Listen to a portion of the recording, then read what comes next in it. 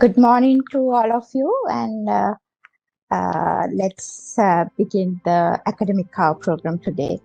Sorry for the delay. And today's topic is building brains through responsive caregiving. The resource person today is Dr. Asiri Hewamalage. She is a consultant community physician, national program manager, child care development, and special needs in Family Health Bureau. She has over 13 years of experience as a public health specialist at national and peripheral public health institutions in Sri Lanka. Dr. Asiri Hewamalage was graduated from Faculty of Medicine, University of Colombo in 2006 and completed her postdoctoral fellowship at Keele University in UK and was board certified as a consultant community physician in 2018. In addition, she has completed Graduate Certificate of Educational Studies, University of Monash, Australia, and Master of Education in Inclusive and Special Education from the same university in 2016. She has achieved Dean's Award for Academic Excellence in 2015 and Dean's Award for Academic Achievement in 2015 from the Monash Education. She is a fellow of the NIHR research-funded research project called Enhance, which deals with perinatal depression in Sri Lanka, which collaborates with the University of Liverpool, United Kingdom. She also is a co-principal investigator of NIHR-funded neurodevelopment and autism in South Asia Treatment and Evidence, that is Namaste Research Grant. Currently, she holds the post of Secretary of Perinatal Society of Sri Lanka, and she has several research publications with her special research interest in maternal and child health, including early child development, children with neurodevelopment disabilities, and perinatal mental health. So let's warmly welcome Dr. Asiri Hewamalage for the GMO academic hour. Let's listen to Dr. Asiri, and if you have any questions related to responsive caregiving, please send them over through the chat box. We can discuss those questions at the end of the lecture. Today our topic is how to build brains of children through responsive caregiving. So as you all know, the wish of every parent when their child is born to the world is to produce a very productive citizen to the world and to give the best for their children. So they have to do this very responsible task without any learning or any training. When you become a new parent, sometimes you are clueless how to handle your children. So some believe parenting is an innate skill which you get it naturally when the child is born, and through your experience you have this natural ability to parent. Yes, it may be true for some parents, or maybe I would say for majority, they learn certain things and they get the feelings and they understand how to handle their children, but it is not the same for everybody. So now we expect parents to do this huge task without any training, but now the world believes that parenting is a learned skill. So you have to learn how to handle your children. So this is especially important for parents who come from a negative or vulnerable childhood environment, because we have seen that frequently and often unintentionally, if they are coming from a negative environment, they parent their parents' parenting behaviors into their own children. So the negative parenting skills or bad parenting skills transfer across generations. So, however, because parenting is a skill which anybody can learn, it's very important that we understand the necessary skills and try to learn how we should handle our children, especially how we should support to build their brains through our parenting skills. So that's why we choose the topic today, building parents through responsive parenting. So we are talking throughout the lecture how you can become a responsive parent for your children. So this responsive parenting builds the brain of the child, and you have to start it from the day your baby is born. And in this process, first 3 years of life of the baby is very crucial in shaping the brain of the child. So normally what happens in our parents, in our newborn mothers, their families, is that by the time their offspring is born, most of the time parents are not stable. They are still struggling in their jobs. They are still struggling to build a house, find an accommodation, and settle down in their life. So, and at the same time, your baby is also born. So what parents think naturally is that, okay, we'll settle ourselves first, and when the child is going to school, by the time they are starting and doing their A-levels, we'll try to give them the best. So we'll shape their future by that time. So that's a natural thought that comes into every parent's mind. So therefore, they tend to ignore these initial crucial years and how the child's brain develops, and how important these first 3 years to lay the foundation of life. So it's important to tell the parents, okay, yes, you are struggling, you are settling, you have to do a lot of things to settle yourself, but at the same time, don't forget that first 3 years of a child's life is very, very crucial, and that's the period where the foundations are laid for the comprehensive, complete adult in the future. So initially, I will talk why these 0 to 3 years, what is so special about it, and why we should focus it. And there's a huge science behind that. So it is not just that somebody is telling, okay, first 3 years it's important. There's a huge neurodevelopmental scientific facts behind this first 3 years of age. So I will briefly talk about those facts so that you will understand why it is important. So if I say that the brain is the most important organ of a person, I wouldn't say anybody would argue with that. So nowadays, we are doing a lot of organ transplants. We do kidney transplantation, and we do heart, lung transplantation. You can get an organ from any person, but next day when you wake up, you are still the same. So if I get Charney's kidney and transplanted it to me, and the next day I wake up after the surgery, I am still Asiri.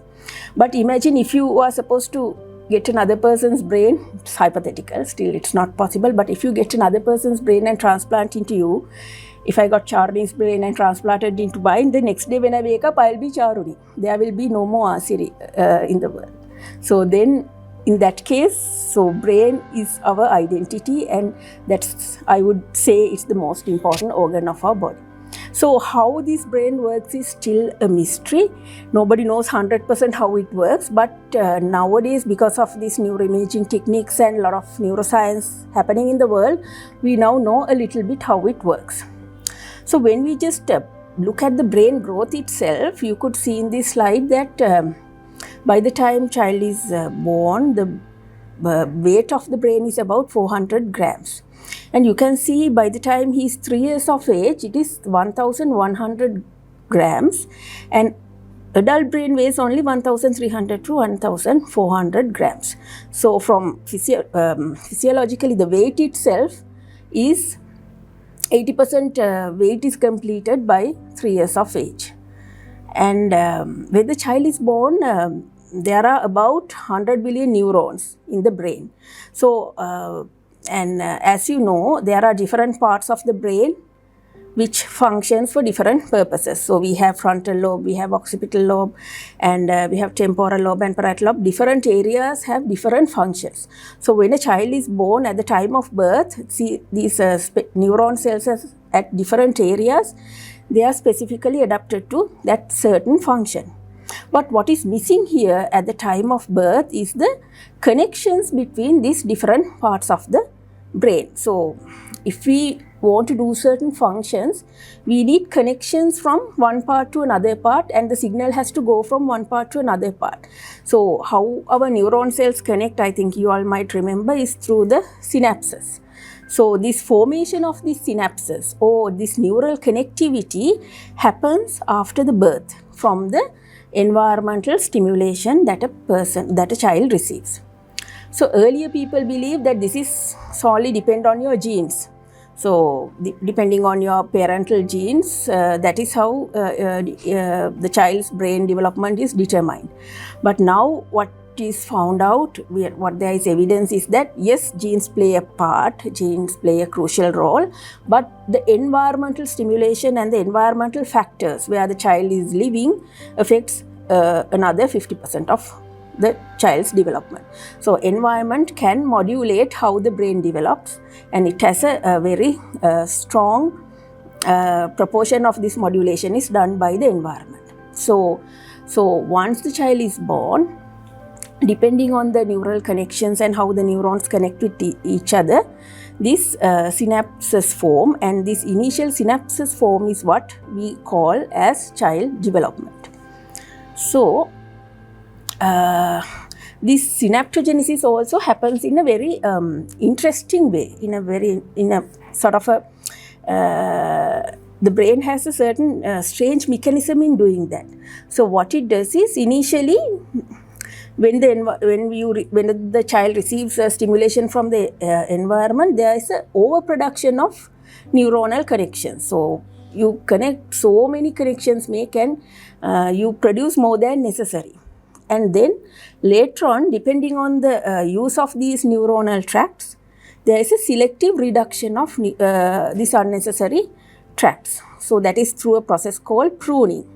So this overproduction and pruning, there are sort of from birth to 3 years, this happens very rapidly, and again during the adolescence, around 11 to 12 years of age, this happens very rapidly. So in this slide, for example, now you can see this is a MRI scan of the brain cells, and in that at birth there are neurons but less connections in this birth slide. And then around 2 years, you can see there are so many connections going here and there everywhere. So there are so many connections. So now, for example, I would say this is like a very thick forest, so many connections, and you can't see where to send which signal to send where. It's so much connections are produced. And you can see by 6 years, now again there's a comparison between second year and the 6th year. By 6th year, you can see there are less connections than by 6th year, less connections than the second year. But the connections are stronger. So if I say it in a simple term, like how the brain does this, now imagine there's a thick forest, and when you enter it, you don't know where to go. But after a while, when people walk to and fro in that forest, then you get these small pathways, and then the pathways get clear, and then you can travel through it easily. Likewise, the brain, once it gets so many connections, then brain sort of looks at that person's usage of those connections and identify which connections are more important for this child. And they preserve the important connections, and unnecessary connections are pruned away. So the important fact here is, now at the early childhood period, if we limit our child's interactions to certain areas, then only those areas will preserve and other skills will not be developed in that child. So sometimes we see parents, they don't take their children to meet people, to social interactions, social events. They just keep the child at home and protect from germs and keep them refined in their homes. So then we are sort of limiting the ability for the child's brain to understand the importance of social connectivity, and that pathways will not be strongly developed in that particular child. So that's why it's important for parents to understand that it's important to expose children to different stimulatory activities in the early childhood period, so that brain will understand those paths are necessary and those paths will be created in the brain. I hope you understood what I am telling. So then, how does the brain receive the stimulations? So it is basically through the 5 senses of our sensory organs, by hearing things, by seeing things, tasting different smells, and touching different objects. That's how a child receives stimulation to the brain. And when we are talking about stimulation areas or developmental, we call it developmental domains. We say there's physical development of a child, there's a development in language, and there's cognitive development, and there's socio-emotional development. So we break it into these 4 developmental categories so that it's easy for us to describe that. But the child develops as a whole in all these areas. So there are a lot of research studies which also again shows that all these developmental domains reach its maximum level of development and almost complete its development by around 3 years of age. There's a red straight line going in this slide across 3 years of age. You can see most of the developmental domains complete their development by around 3 years of age. However, cognitive development will take a little bit more time, till about 20 years of age to complete its development, to come into the adult level. But all other developmental domains complete by 3 years of age. So that is why it's important for us to focus on this initial 3 years of life. And also now there's a, before this video I will just give one fact. Now if we say now we believe that man is the most developed animal in the world, no? So but when you look at the little child, for a little child from birth it takes about 3 years for the child to develop into the adult's level. But if you look at a cow, when a calf is born, within 45 minutes the calf can do whatever the cow can do. So man being such a most developed person, why it takes such a long time for the man to get into these adult brain capacities? Why there is 3 years? So the important thing is nature has given our brains an opportunity to evolve. So it is not what we are born with. We have a capacity of 3 years, a window of opportunity for us to develop our brains into a different level. So if you look at man, we have evolved over the years. Now even our children are different than us. How their brain works is different than how it works, and we were different from our parents. So always man is an evolving animal. So we have been given that capacity by nature, an important window of opportunity of 3 years for our brains to achieve the maximum functionality and adapt to the environment. So I think that's a wonderful opportunity that has been given for the humans. So we look at this video. This is a Harvard video, and I think this video will summarize what I have been talking initially. A child's experiences during the earliest years of life have a lasting impact on the architecture of the developing brain. Genes provide the basic blueprint, but experiences shape the process that determines whether a child's brain will provide a strong or weak foundation for all future learning, behavior, and health. During this important period of brain development, billions of brain cells called neurons send electrical signals to communicate with each other. These connections form circuits that become the basic foundation of brain architecture. Circuits and connections proliferate at a rapid pace and are reinforced through repeated use. Our experiences and environment dictate which circuits and connections get more use. Connections that are used more grow stronger and more permanent. Meanwhile, connections that are used less fade away through a normal process called pruning. Well-used circuits create lightning-fast pathways for neural signals to travel across regions of the brain.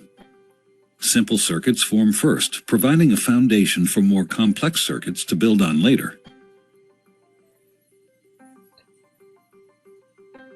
Through this process, neurons form strong circuits and connections for emotions, motor skills, behavioral control, logic, language, and memory during the early critical period of development. With repeated use, these circuits become more efficient and connect to other areas of the brain more rapidly. While they originate in specific areas of the brain, the circuits are interconnected. You can't have one type of skill without the others to support it. Like building a house, everything is connected, and what comes first forms a foundation for all that comes later. Okay. Okay, so now that section we talked about the science behind the importance of 0 to 3 years. Not only scientifically but economically also it is important why we should invest in this 0 to 3 years of age, because there are a lot of evidence that shows the return of investment from a government, maybe from different sectors, and even as a family, the investment you do in the initial period of the life of a child during the early childhood period, there's a huge return of investment compared to what you invest in the latter part of the childhood.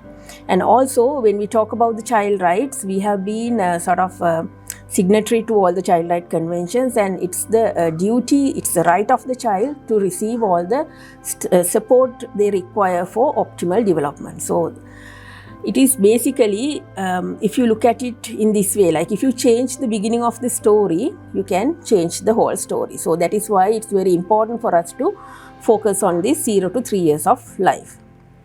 Okay, so knowing the importance, so what should parents do? Is it enough just to expose the child to the environmental stimulation and bring them all the sophisticated toys and provide stuff to them? Is it only that? No, it is not only that. There is another huge role that parents have to play. Just giving a stimulatory environment will not work. So what parents should do now, with all the evidence in the world, now UN and the WHO proposed a framework what a parent should do, and also what the government should support parents in which aspect. So there are 5 components of this framework, which is known as the nurturing care framework. So for a child to have a foundation for lifelong health, productivity and well-being, we have to focus on these 5 components in the early childhood starting from pregnancy. So these 5 components are: one is good health, second one is nutrition, adequate nutrition, third one is responsive caregiving, fourth one safety and security, and fifth one is opportunities for early learning. So you all know what the importance of good health, so I'm not going to talk about it because we all know about that. And importance of nutrition, that is also something we all know. But what is this responsive caregiving? That is the topic that we are going to focus today, and a little bit about opportunities of early learning. So these components are somewhat new to our parents. So and the importance of this nurturing care framework is now when you look at this graph, so imagine if a child doesn't face any obstacles in their from their birth to their adulthood, there is a certain level of potential that child can achieve depending on their genetic blueprint. So, and with the maximum environmental exposure. But we all know no one's life will be like that. Everybody will be facing a lot of obstacles, difficulties, lot of challenges, ill health and everything. So then this full potential line will come down. But when we are providing nurturing care helps the child to reach back to their optimal developmental level. So that's why we should provide nurturing care for the children so that they will go to their maximum developmental potential. So what is responsive caregiving? So from here I will mainly talk about responsive caregiving. So responsive caregiving refers to the ability of the caregiver to notice, understand and respond to the child's signals in a timely and appropriate manner. So when a caregiver is responsive, he knows when the child is well or sick, when the child is full or hungry. I think you all are very familiar with the term responsive feeding. So the responsive caregiver knows when the child is full or when the child is hungry, when the child is happy or when the child is sad, when the child is interested or uninterested in an activity, and in turns know what to do and how to do in each situation. So you might think, yeah, we all know that about our children. But sometimes if you reflect deeply, do you know how to handle these situations? And there is a difference between responding and reacting. Most of our parents, they react. So reaction is based on our emotional status. Now I'll tell you an example. So you as a busy parent, you go to work, and there are a lot of issues at work, and everything you do didn't go in the correct way, and you've been scolded by everybody, and you are so upset, so stressed up, and you come home. On the way, tire got punctured, and there were so many negative things happening, and you come home very tired and very stressed.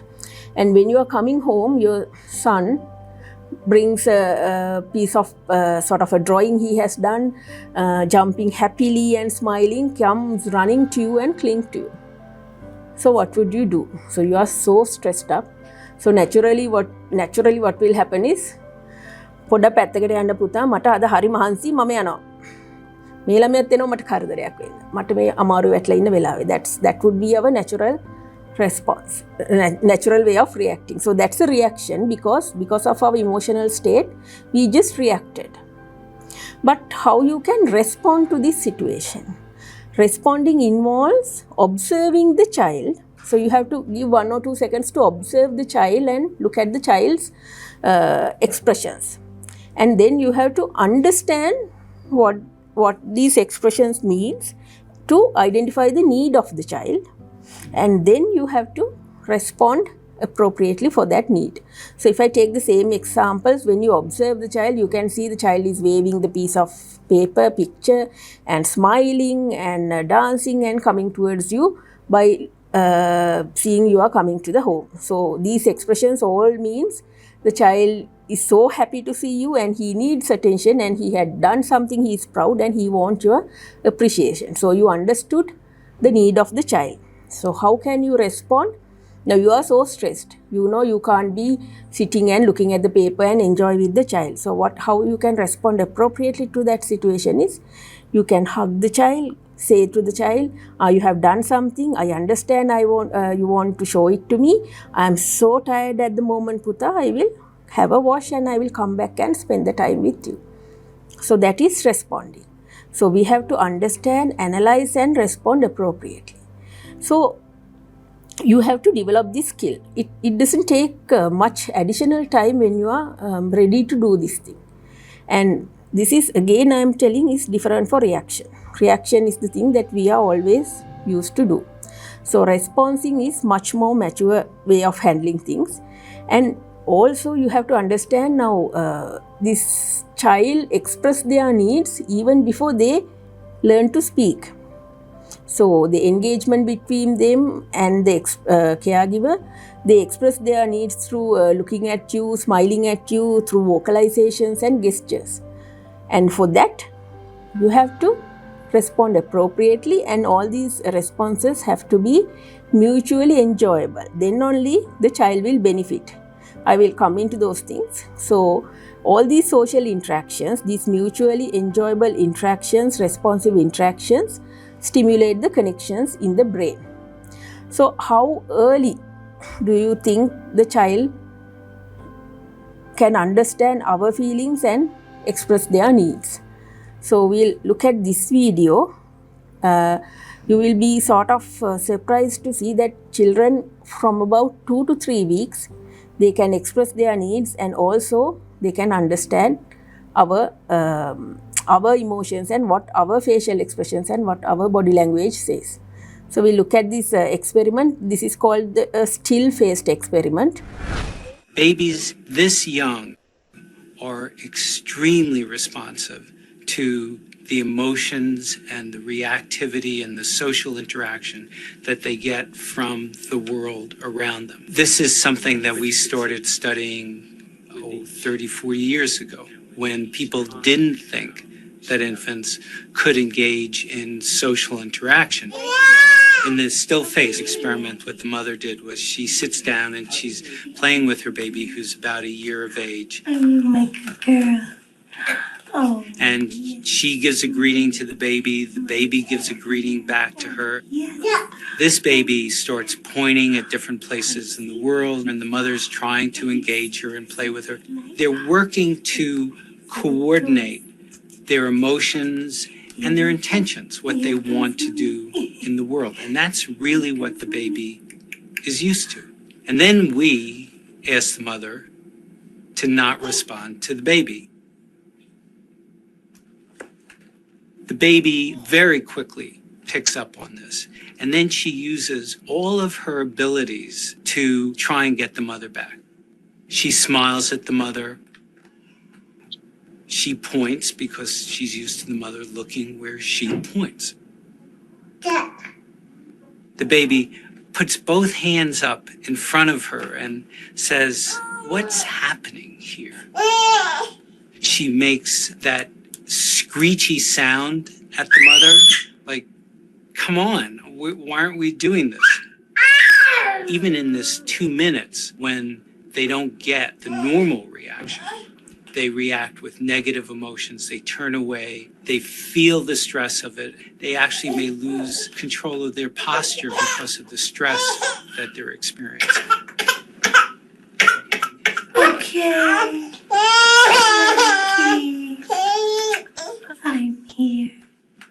And what are you doing? Oh, yes. Oh, what a big girl. It's a little like the good, the bad, and the ugly. The good is that normal stuff that goes on, that we all do with our kids. The bad is when something bad happens, but the infant can overcome it. After all, when you stop the still face, the mother and the baby start to play again. The ugly is when you don't give the child any chance to get back to the good. There's no reparation, and they're stuck in that really ugly situation.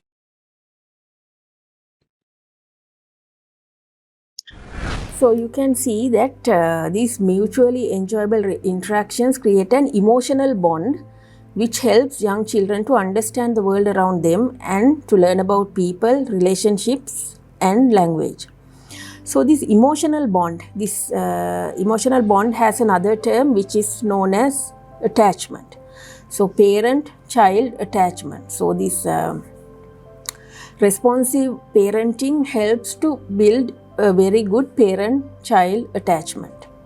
So attachment is the emotional bond that develops from the interaction between a child, her carer, and the subsequent impact their experience have on relationship with other people. So unless a child has a very good attachment or secure attachment with a responsive caregiver, this child's social emotional relationship aspect will have problems when the child becomes an adult. So for example, now for a plant to grow into the maximum potential, it needs the correct soil.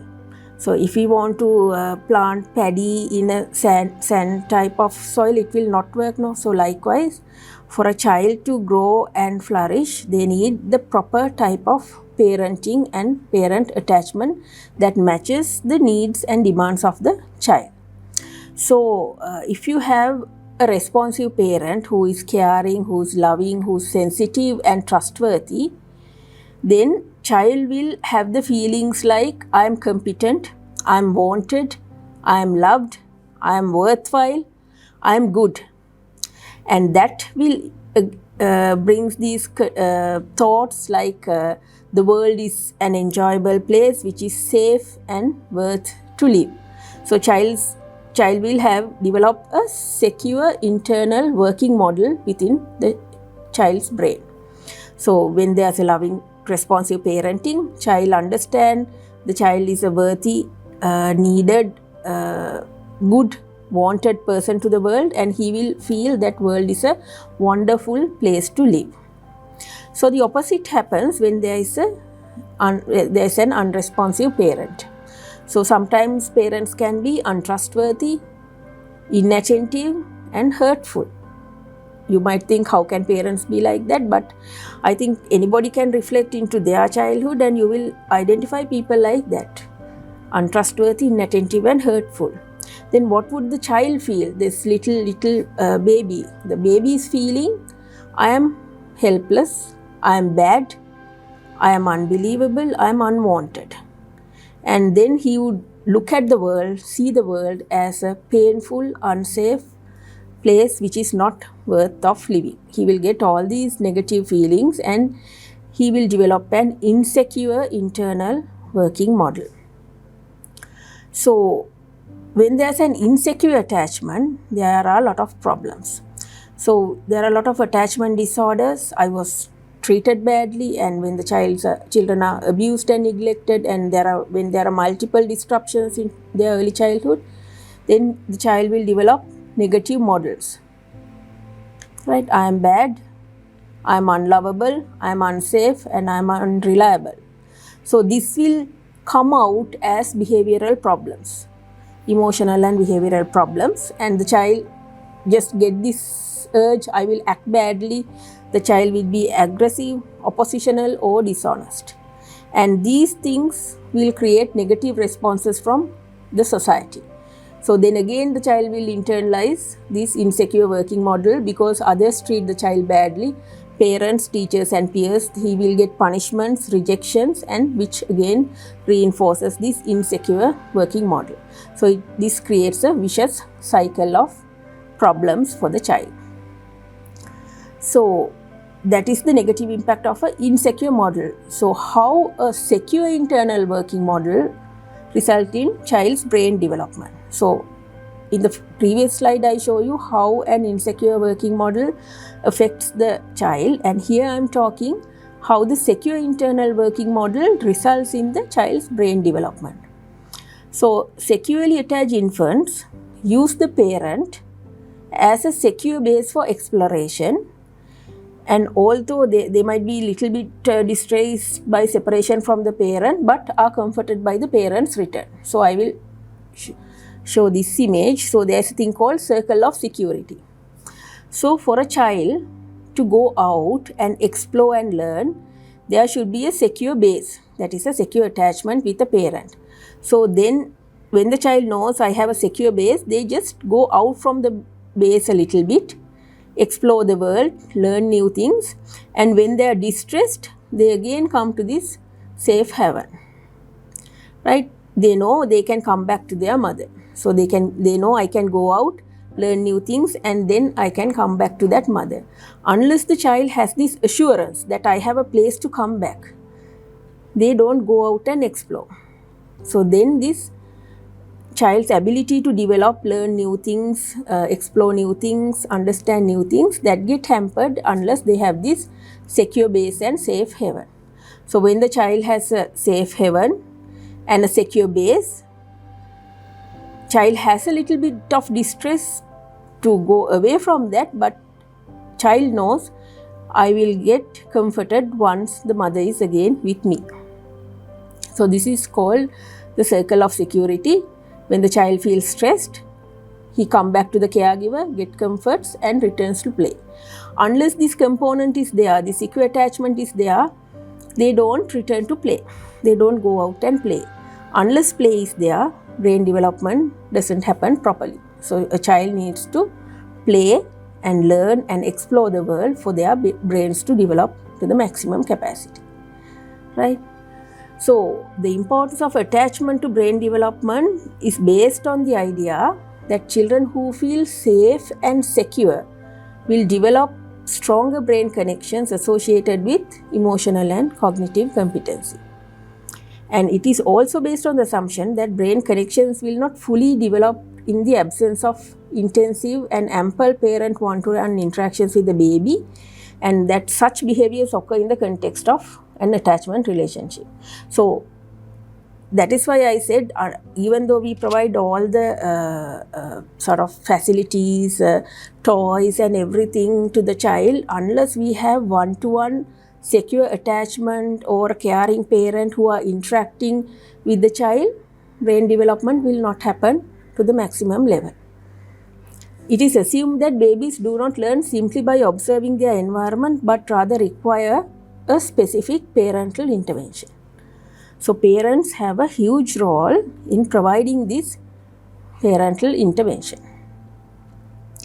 Okay, so now here you might wonder how a working parent, how a busy mother can provide all these intensive parenting to a child. But this intensive parenting doesn't mean that 24/7 you have to provide that.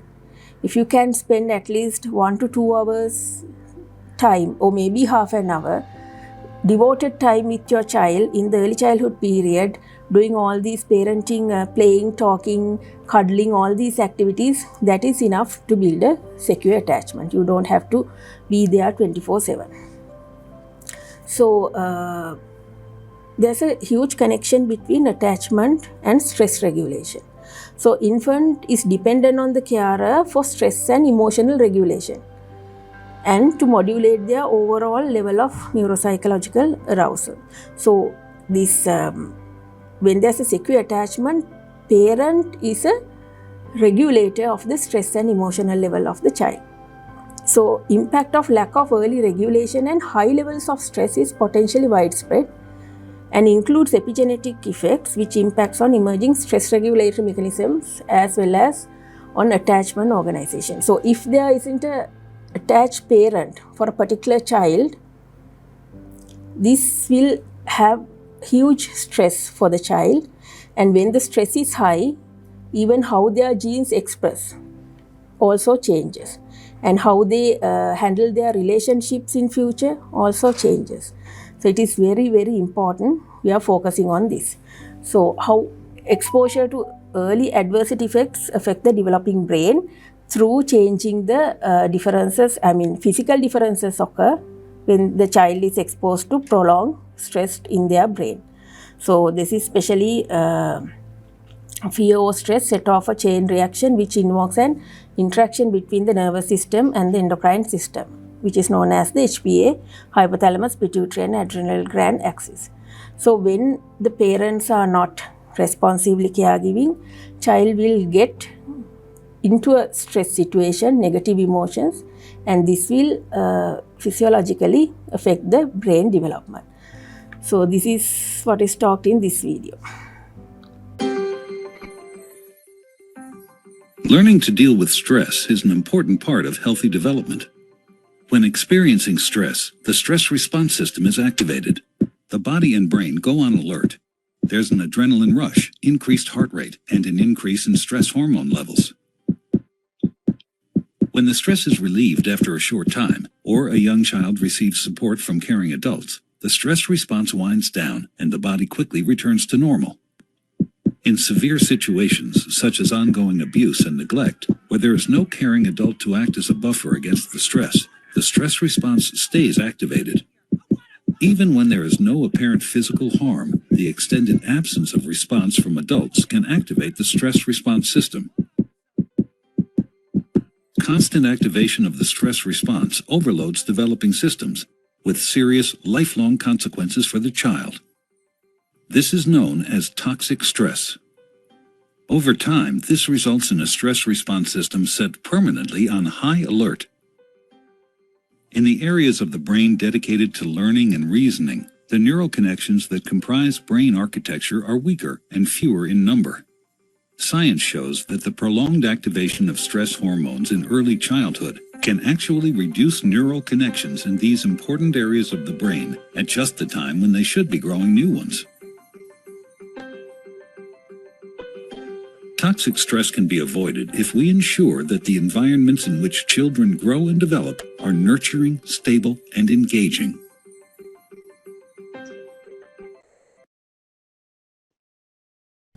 Okay, then another fact that I have to talk about is this transgenerational transmission of the attachment difficulties. So, if you have experienced attachment difficulties as a baby, then your ability to, as a parent, your ability to understand the mental status and communication of the infant becomes difficult. So, the attachment difficulties a child experience can be transmitted to the next generation. So when a child experiences attachment difficulties, there are a lot of unresolved traumatic attachment issues which are not, you don't understand or they are not consciously there, but it will affect your ability to parent. So it is very important that everybody try to learn certain skills and stop this intergenerational cycle or transmission of these attachment difficulties. You have to identify how you can become a parent and what are the skills you need and how you should understand the child's cues, emotions and those things, and how you should do the parenting in a proper manner. So it's very important that even in our preconception clinics, before a couple decides to become parents, that they have to understand their situations and learn these skills. So then only we can stop transmitting this into the next generation. So there are a lot of evidence to say that when negative parental issues are coming up, that they themselves as children had negative childhood experiences. So to recap on how to be responsive parents. So now this is what I spoke so far is all the scientific jargon behind and the theories behind this parenting. But actually what you have to do is very simple as a parent. Those are not very highly scientific things. We used to do in our families, our parents must have done so many things. There are so many cultural practices that we do which support parenting. But nowadays what happens is, nowadays young parents, they think, oh, those are not necessary, those are not scientific, and they just forget about our traditional things that our grandmothers and our parents did.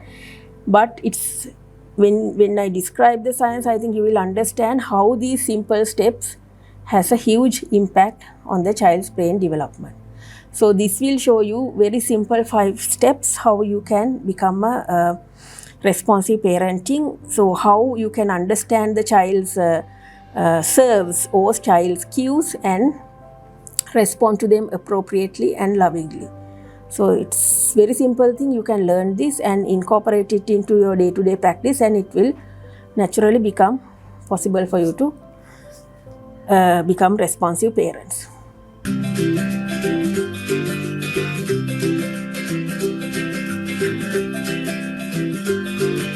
Did you know that you can help build a child's brain? Every day communicating with your child helps a child's growing brain. Good girl. You do this daily, even before babies talk. This is called serve and return. Back and forth, like a game of ping pong or volleyball. A child serves by showing an interest in something, and the adult answers in a supportive way. What's this? Grapes. Finding moments throughout the day to do it is easy and fun. And you'll be building strong brains. You're probably doing a lot of this already without realizing. There are 5 steps to serve and return.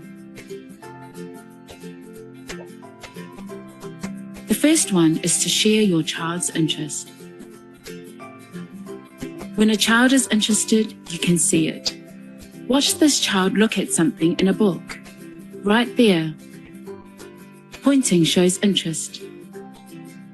The key is paying attention to what the child is looking at.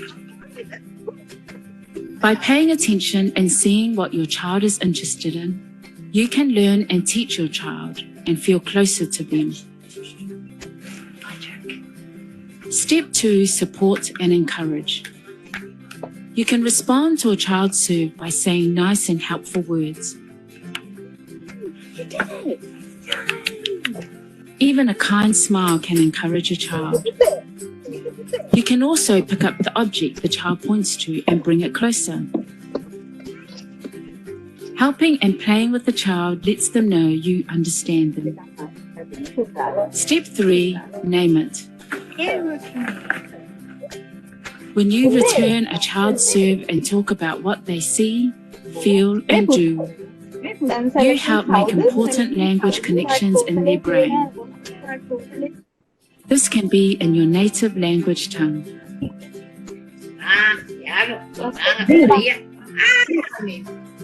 This brain building happens even before a child can talk or understand your words.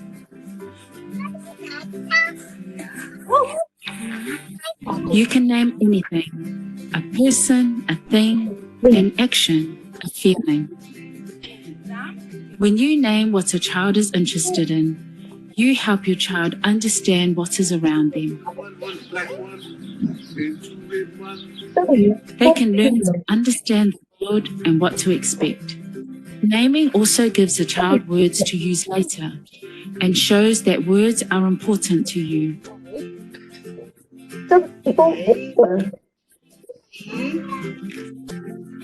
Step 4, take turns back and forth. Taking turns helps children learn to listen, share, and how to get along with others. Waiting is important. When you return a serve, give the child a chance to answer.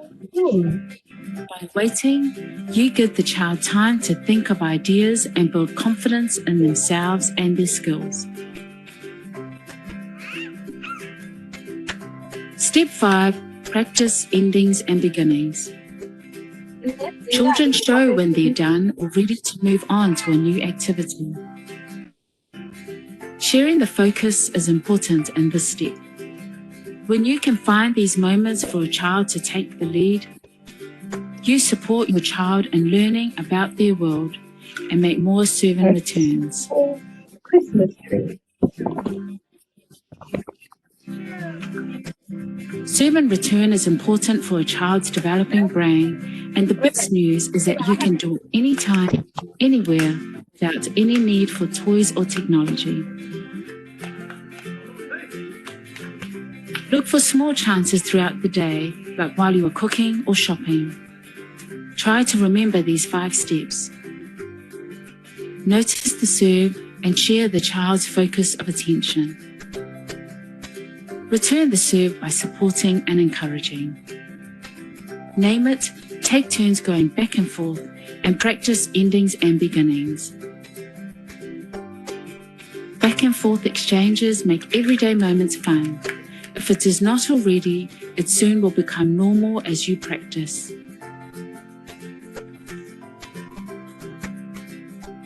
Remember, your baby is communicating with you right from birth.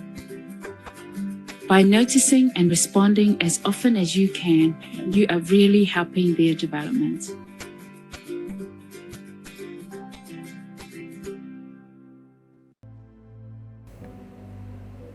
Okay, so you saw in that video how simple little things can build a very strong attachment and bonding between the parent and the caregiver, and how you can use these very simple, interactive, responsive caregiving moments to create opportunities for learning as well. So that's the way you have to provide opportunities, learning environment for a child. So child's learning means giving opportunities for the little one to interact with a person, place, or an object. It is not getting the child into a corner and giving a book and asking them to read or write. There are a lot of other things, just interacting, giving them opportunities to use their bodies, interact with objects or people, explore the surroundings, activate their senses, hear and use language. Basically, talking, playing and loving children is what parents have to do in the early childhood development period, especially 0 to 3 years. So here they specifically in this nurturing care framework, they never say teach your children. You are not supposed to teach your children. You are supposed to give them opportunities and they will learn.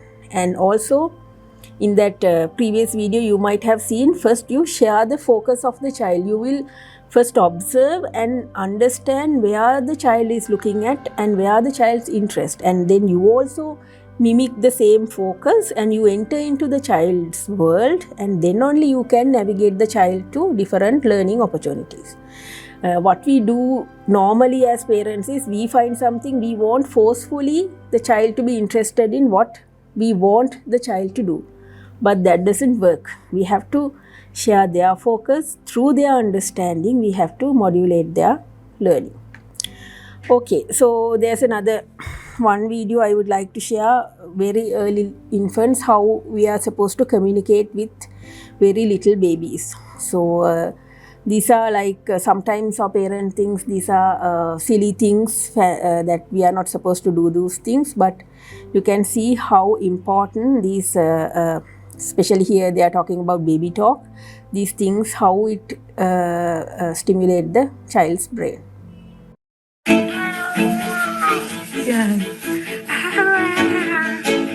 Hi, My name is Dr. Marina Kalashnikova, and this is my mini parenting masterclass on baby talk.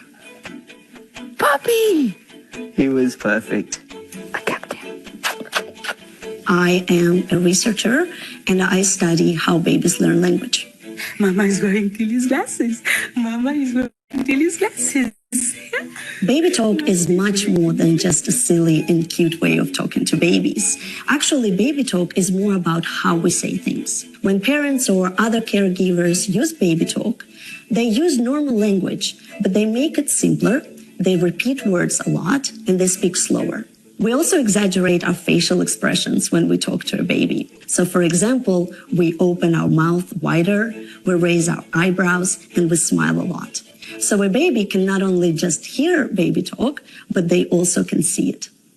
Sometimes he gets really talkative and you won't. Parents should immerse their babies in speech.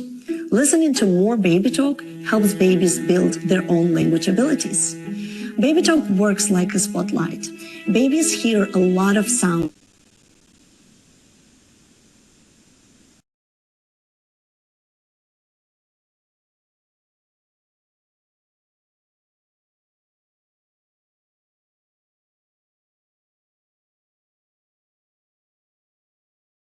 Learn from it. Second, babies like listening to baby talk. They like the exaggerated melodic patterns and the positive emotions in baby talk. And this helps them to pay more attention to it compared to speech that we use with adults. When we see a baby, most of us instinctively use baby talk, but it still doesn't come naturally to everyone. Parents should start practicing baby talk from early on, so they can learn what type of baby talk to use. The best times to practice baby talk is when you engage in daily routines with your baby. For example, when you're feeding, bathing, or playing with your baby. If you want to add a little more variety to what you say, you can also try describing pictures in books or describing your baby's favorite toys, which they will like very much.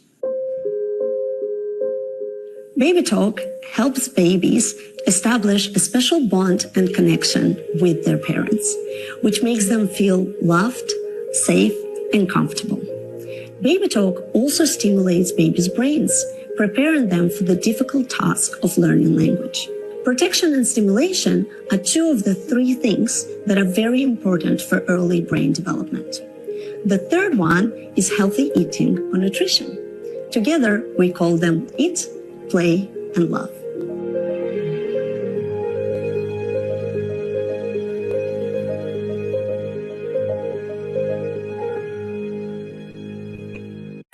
Okay, I think that's all I plan to discuss with you all. Just to summarize, we talked the science behind brain development and especially the importance of 0 to 3 years. And then we talked the theoretical background of attachment and why attachment is important and how responsive parenting can promote a secure attachment. And then we talked about little bit of tips how a parent can be responsive and what simple things they have to do to become responsive parents. So the final concluding message I would say, the more responsive you become for your children and more responsive parenting skills you practice, you will be able to provide a valuable citizen to the world. So thank you very much. And if there are any questions, I think we have a few minutes to discuss. Thank you. Thank you very much, Dr. Asiri, for that informative and very interesting lecture. I'm sure it is very important for our day-to-day life as well as for our day-to-day practice as well. So I have one single question to you. It is on screen addiction and the use of screen in caregiving. What do you think about that? How does it affect the child development? Yes. Now, the principle of brain development is child needs responsive, interactive parents for them to learn and develop their brains. So what will happen from a screen is it is just one way stimulatory audio or visual stimulatory information that a child receives. So this now having this audio or just visual stimulation one way without interactive parent to response will not work. So the American Academy of Pediatrics specially say less than 2 years, no screens at all.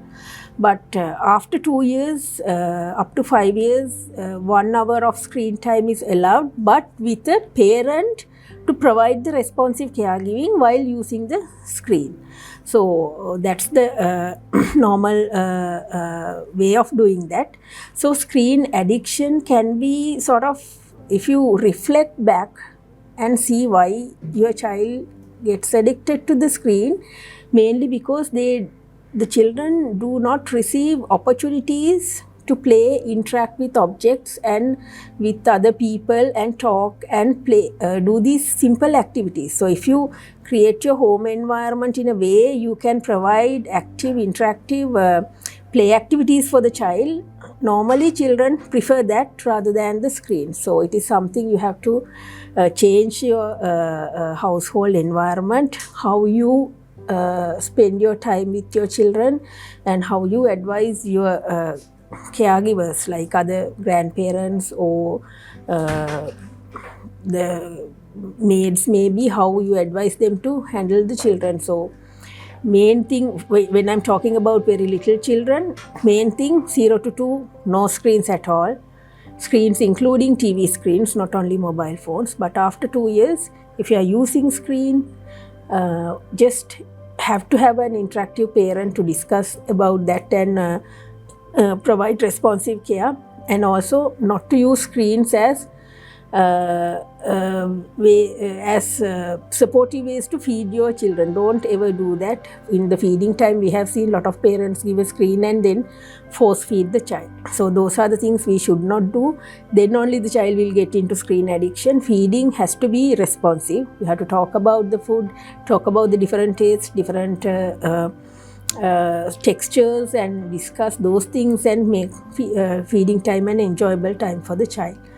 So that's what I have to say about the screen addiction. Thank you.